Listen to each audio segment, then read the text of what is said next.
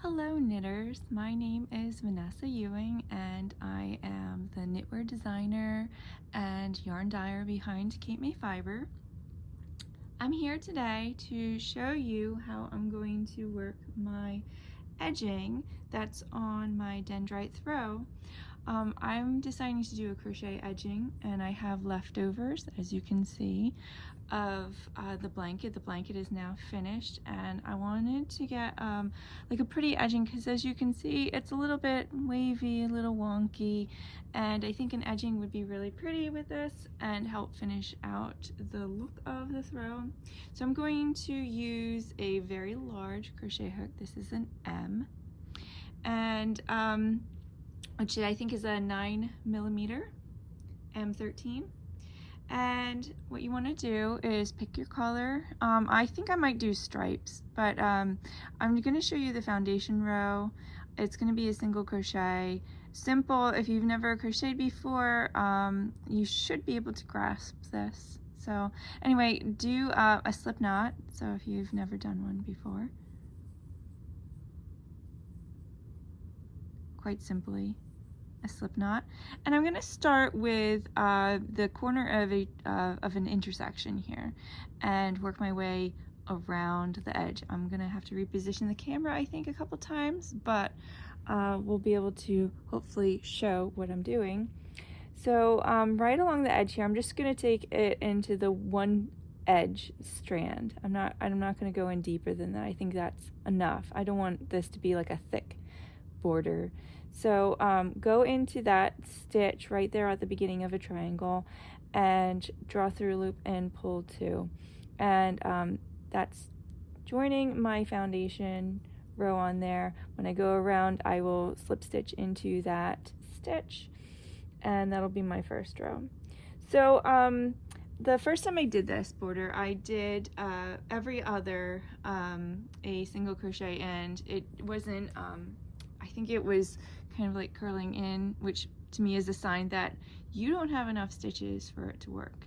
So I'm gonna go with going into every 2 stitches and then skipping one. So we went into this one, and then I'm gonna go into this other one right here. So insert your hook, draw through a strand, yarn around the hook, and pull through 2, and that is a simple single crochet.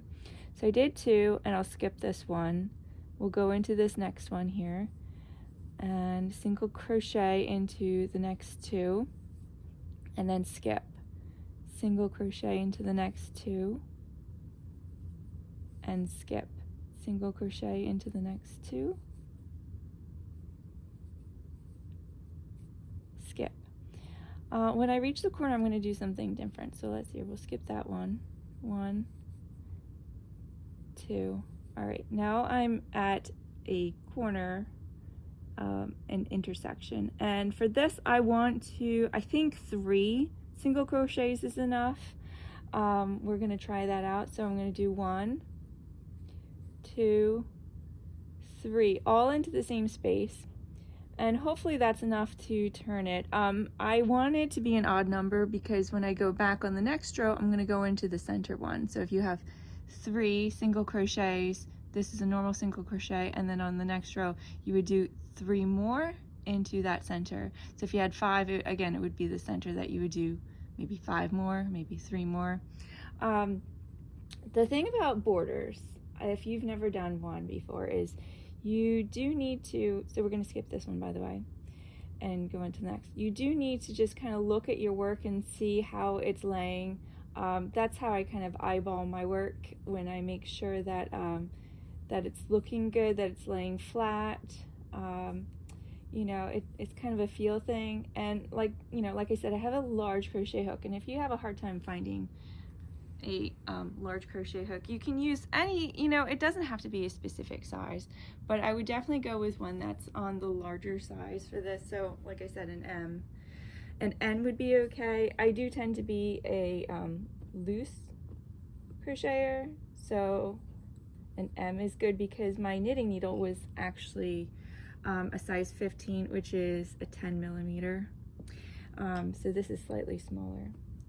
So I did those 2. I'm going to skip and do these 2, and then I will skip this. I think I'll skip that one and go into this one. So I'm not looking for a specific amount of stitches. I think, you know, if I go along and I can only do 1 instead of 2 at the end before my corner, that's fine. I don't think it's not like I'm going to be doing anything super fancy and I need to count my stitches. So skip, go into this one and this one, skip, go into this one and this one. And I'm gonna take a look here and look at my row and see I think that's enough right there. That's enough crochets, single crochets. Just because I'm looking at it and I'm making sure that it's not like riding up because it's getting taut.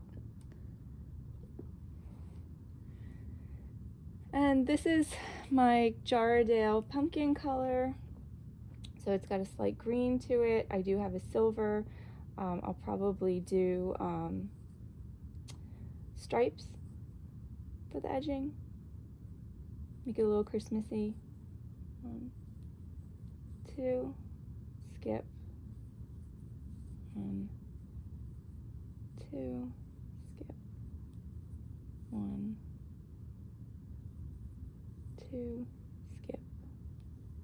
1, 2. Kind of nice because it's so big, I can actually sit on this, and it's a really comfy seat. So this is actually quite pleasant, doing a border on something you can sit on. Just have to keep turning around, I guess. Okay, am I still in focus? I'm gonna move this a little bit. So I'm gonna come up to a corner and I will demonstrate how to do that again. So I did 2, skip. 1, 2, skip. 1, 2, skip. 1, 2, skip. 1, 2, and I'm gonna go right into this and do 3. 1, 2, 3. Okay, and then go down the other side. So I'll skip that and go into this next stitch. I'm going to do that all the way around. All right, I'm on the last bit of this row. I went all the way around. And let's see, we're going to skip this one. We're going to go into this one. And we're going to go into this one. And then to join around completely, this is my first stitch here, you can go in and pull your yarn through both strands, and that is a slip stitch. So now you've slip stitched into the next stitch. And if you're happy with this border, you can cut your yarn, weave in your ends, and be done. But if you wanted to go around again, the next time you go around, you want to go into every stitch, and then in this corner you'll want to chain you want to single crochet 3 into each corner of your Dendrite Throw.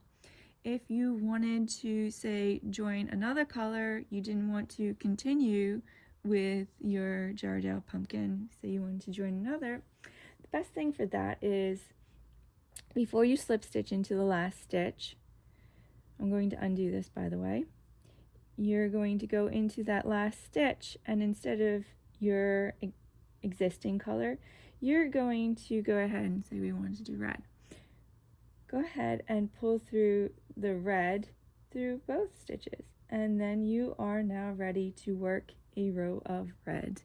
I think it's a good idea to go ahead and chain 1 and then continue along in your row. I believe most patterns call for that when you do a border. So you would chain 1, skip your first stitch that you slipped into, and then just single crochet all the way around with your next color, working 3 single crochets into each corner.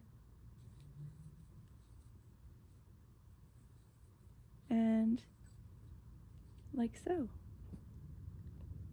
Very easy border to do, not a lot of hard work, so you can certainly watch your favorite Hallmark as you crochet, or your favorite hockey team, which I love to do. So I am now at my corner. This is the one we're going to do 3 single crochets into 1, 2, 3, and no skipping stitches on this row because we did that for our foundation just to get started. So, and then that's our corner right there.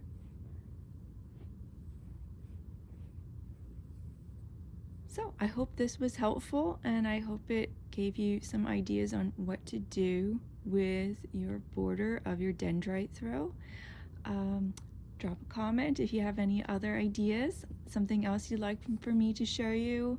Thanks for watching. Have a great day.